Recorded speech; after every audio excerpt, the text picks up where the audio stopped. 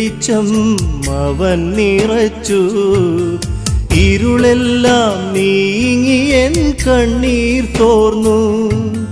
നീ എനിക്കു വിലപ്പെട്ടവനെന്നവനരുളി. ശാന്തമാം സാഗരമായെൻ ജീവിതം, ശാന്തമാം സാഗരമായെൻ ജീവിതം. ഇരുൾ മൂടിയ ലോകത്തിൽ പാപത്തിൻ പാതയിൽ ധൂർത്തനെ പോൽ ഞാനലഞ്ഞു.